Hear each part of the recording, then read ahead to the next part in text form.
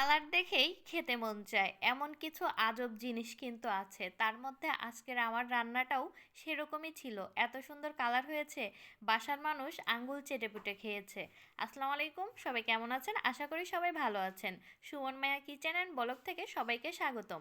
আজকে আমি গরুর মাংস রান্না করব, এত মজাদার করে সেই ভিডিওটাই শেয়ার করব। তো চলেন দেখি।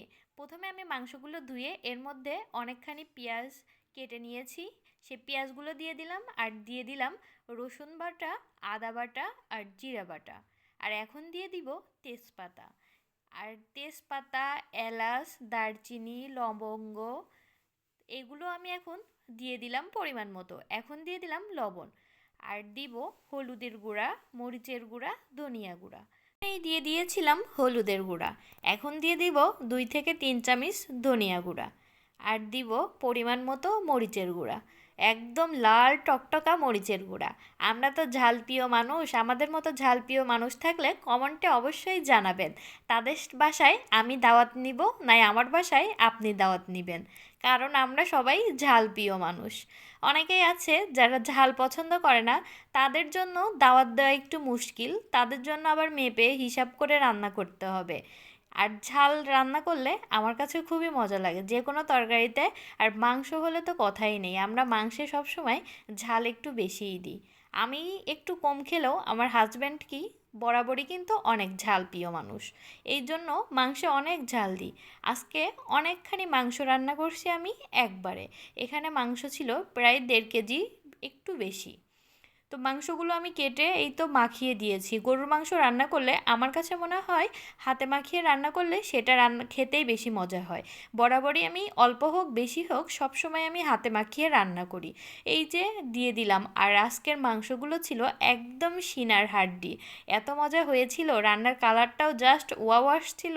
আর খুবই মজা হয়েছিল। এই যে আমি গরম পানি দিয়ে দিলাম। সাধারণত মাংসে সবাই আমরা গরম পানি ব্যবহার করি। সেটা যদি হয় গরুর মাংস, তাহলে তো ঠান্ডা পানির কোনো গল্পই হবে না। সবসময় গরম পানি দেওয়ার চেষ্টা করি আমরা। তো এই তো গরম পানি দিলে মাংসের বা তরকারির টেস্ট ঠিক থাকে, কোনো এলোমেলো হয় না। এই জন্য আমরা সবসময় তরকারিতে গরম পানি না দিলেও মাংসের তরকারিতে কিন্তু গরম পানিটা দিই, তাহলে মাংসটাও সিদ্ধ হয় তাড়াতাড়ি। আমার মাংসটা সিদ্ধ হয়ে গেছে। এখন এর মধ্যে আমি দিয়ে দিব মাংসের যে মশলাটা বানিয়ে রেখেছিলাম সেটাই। মাংসের মশলাটা বানিয়েছিলাম কিছু এলাচ, দারচিনি, জিরা, এগুলো সুন্দর করে আমি কড়াইয়ে গরম করে ভেজে সেগুলো শিলপাটায় গুঁড়া করে নিয়েছিলাম। এগুলো আবার শিলপাটায় গুঁড়া করলেই ভালো হয়, একবারে ফিনিশ হয় না, একটু গোটা গোটা থাকে। সেগুলো তরকারিতে দিলে তরকারিটা একদম মাংসের কালা ভুনার মতো কালারটাও আসে, খেতেও মজা লাগে। সবসময় মাংস রান্নার শেষ দিকে এই মশলাটা ব্যবহার করতে হয়। আমার মতো সবাই কি এরকমই করেন? আমি কিন্তু এরকমই করি। তো সবাই একদিন আমার বাসায় দাওয়াত নিলে কেমন হয় এই আমার হাতের ঝাল ঝাল মাংস খাওয়ার। তো আমার মাংসটা গল্প করতে করতে রান্না হয়ে গেছে।